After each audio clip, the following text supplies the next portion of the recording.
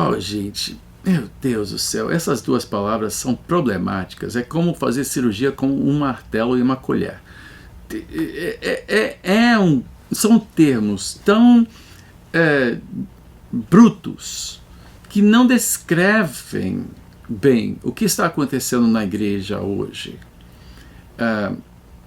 Basicamente, o cessacionista afirma que dons espirituais, todos, se restringem apenas à geração apostólica como uma autenticação do evangelho e da função apostólica. E que quando o cânon fechou, quando a Bíblia se completou, quando todos os livros do Novo Testamento se completaram, cessaram os dons. Você tem essa posição do John MacArthur Jr., por exemplo, que afirma que tudo que aconteceu desde então é fogo estranho, é maluquice, é aberração, é demonismo, uma série de coisas assim. E o continuista afirma que continua tudo, ou seja, todos os dons continuam até o dia de hoje. Todos os dons continuam?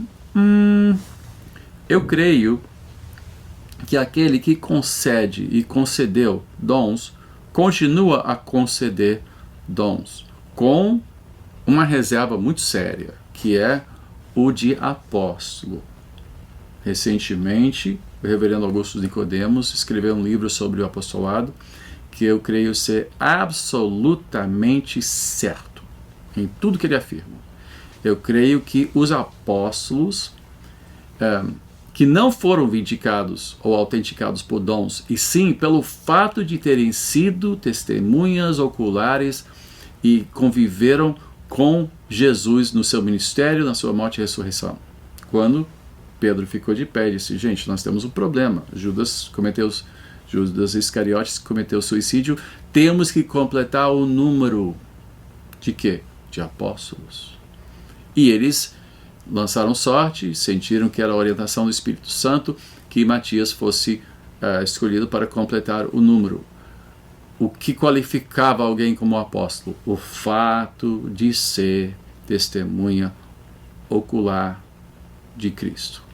Paulo vindica o apostolado baseado no fato de que ele teve uma experiência extraordinária com Cristo, mas ele também, em 2 Coríntios, vindica seu apostolado baseado no quê? No seu extremo sofrimento. Seu extremo sofrimento. Em nenhum momento, o apostolado foi vindicado ou autenticado por dons espirituais. De fato, muitas coisas aconteceram por meio dos apóstolos, não há dúvida quanto a isso. Mas outros dons também foram manifestos por pessoas que não eram apóstolos.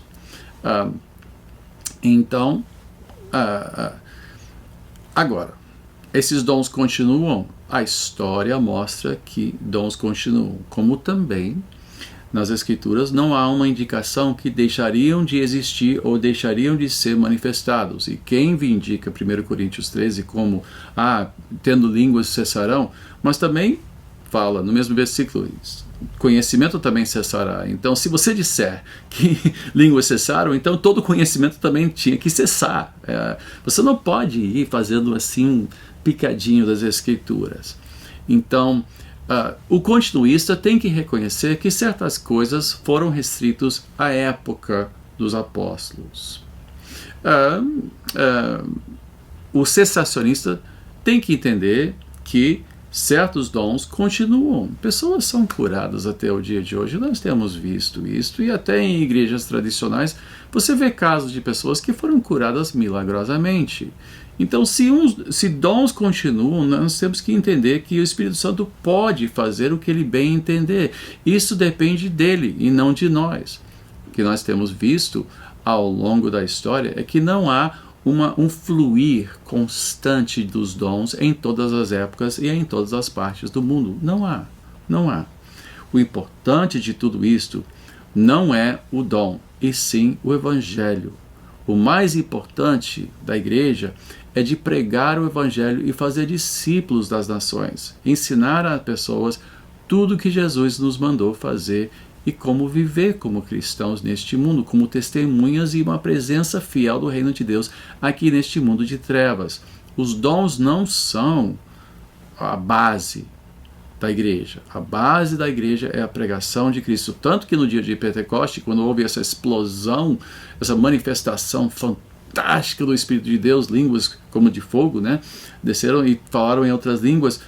Pedro fica de pé e, para responder a pergunta, o que quer dizer tudo isso, o que ele faz? Ele prega a Cristo. Cristo é o âmago de tudo, é a razão da igreja.